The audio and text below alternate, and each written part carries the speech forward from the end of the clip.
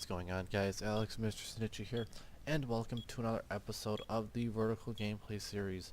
This is a series where I take a map in Rainbow Six Siege, talking about bomb game mode, and then I give some tips and tricks on how to play this vertically, either from above or below.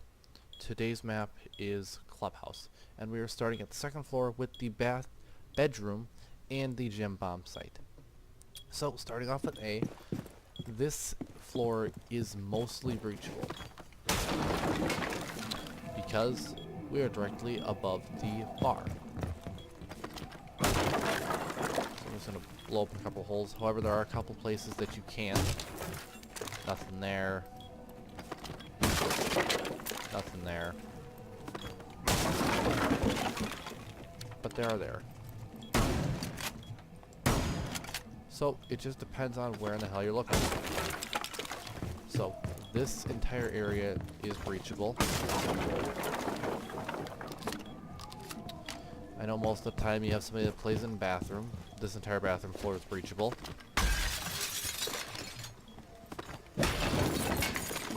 Because we're technically still under bar. Okay. Most of the time you'll have a glass up here and these will be reinforced. You'll have a rotate hole through here.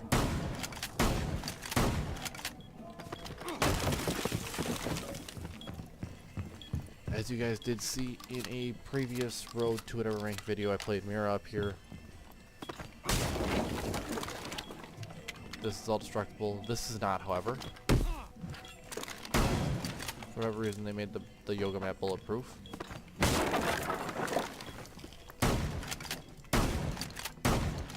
This entire area is breachable. Obviously, you guys know about the hatch already, but let's see what this looks like from below. Turn off that real quick.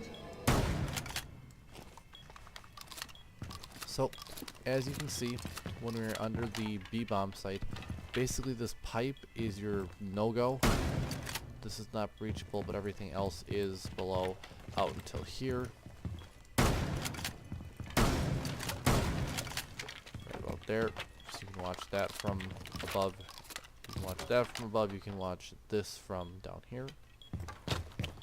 Going across, as you can see, I made all these holes in the bathroom.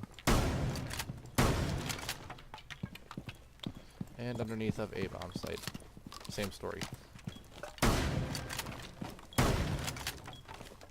So, if you are defending A and B, you normally don't want to sit down in the bar area, just because many attackers will use the one means of inside attack, which is up these triple staircases.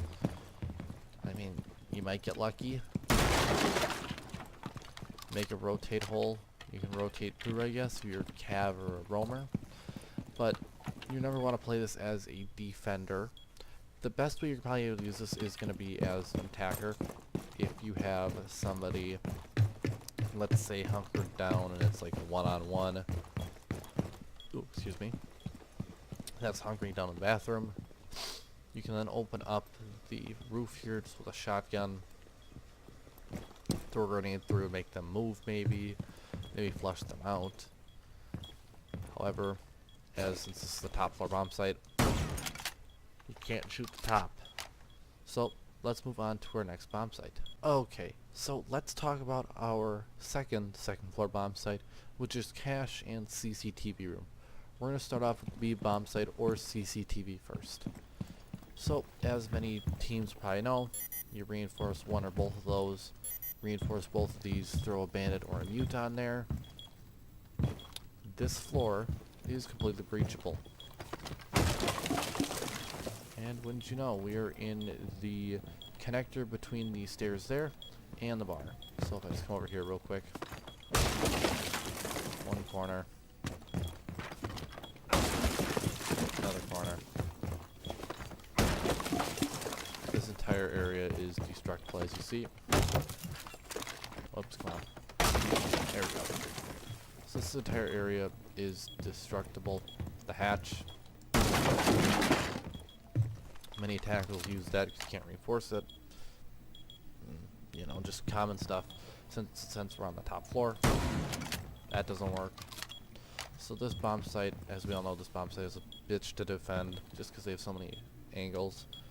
The one thing, if you are defending, if you know that they're going to plant that window or one of that window right over there, I guess, you could blow out the floor and you can't plant, as I've shown in the house video.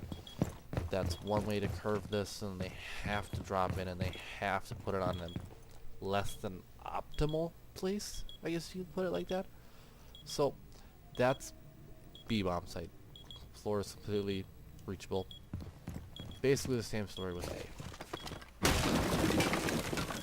This time we are looking into the shipping room, which is also a bomb site. So this is going to carry over very well. So if we go to this corner over here, let's start with the corners.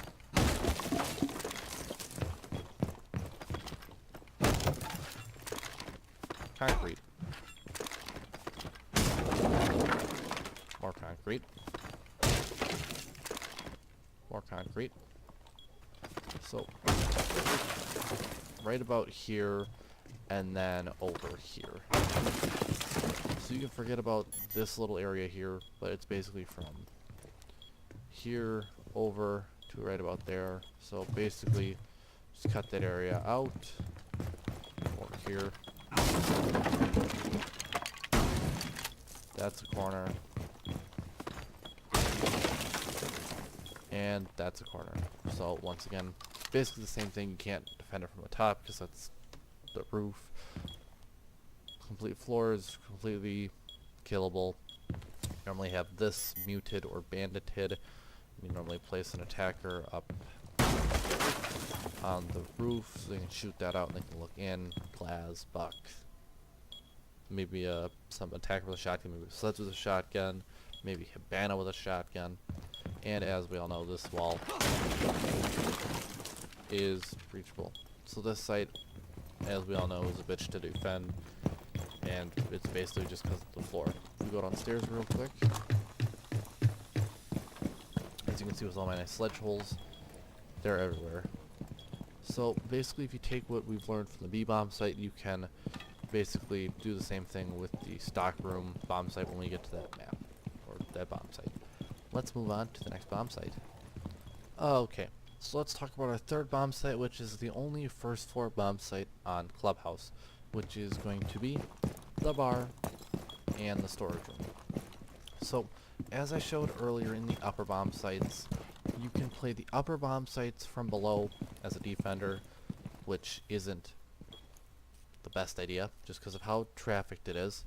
However, you can play the bar and the storage bomb sites from above as a defender somewhat well. Once again, it is a high trafficked area, so unless you're really confident in your gunplay, do it. I will never do it. I'll always just let the attackers come in unless we're holding the top for whatever fucking reason. So normally this is completely reinforced if you're doing that. And as I said before, just like with the other bomb site, it's going to be the same exact thing. You can basically just break all of that open. You can break this open. Same thing as when we talked about the second floor bomb site. So let's go over to the other side once.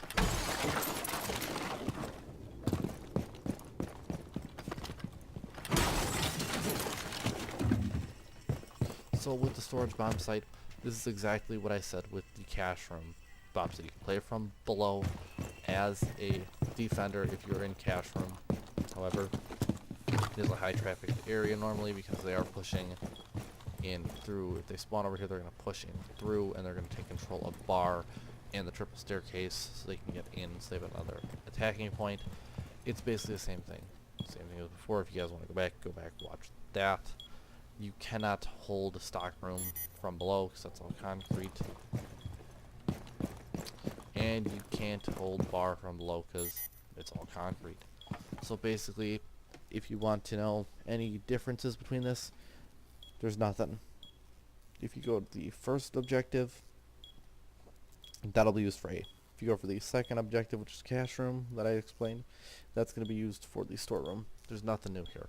Let's move on to the final bomb site, which is going to be the basement bomb site. And for our final bomb site is going to be the basement bomb site, one of the easier ones to hold on this map if you are defending. So let's start out with the arsenal room. So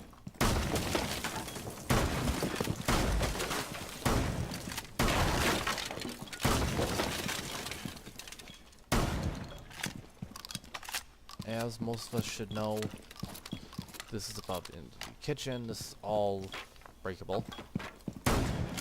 However, if you're in the back part of the arsenal room, you're fine.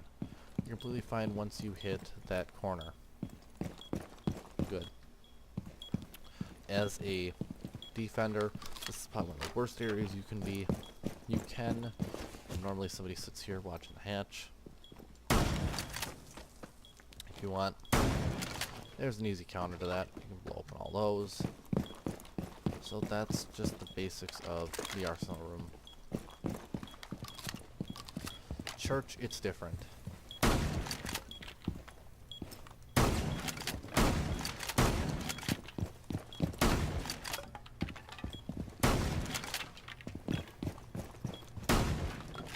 As you see, this has that nice wood paneling on it, but however, you cannot fuse into this room. Which, this is the, I guess, safer of the two bomb sites, because you're not going to be able to get shot from here. However, normally you don't have enough reinforcements, so you may not have reinforcement there, and that's where they're most likely to push into church. Also, they can go there, because that's normally not banded or muted. So let's go up there real quick, and let's see what kind of damage we can do inside of kitchen. So I guess as I make my way up there, I want to say that this series is, I guess, not only a helper to you guys, but also a helper to me, because I'm learning stuff. Because most of the time I don't think of doing this as, like, just mid-game, oh fuck it, I'm going to go and do something like this. But let's just continue what I was saying. So most of the destruction, as I said earlier,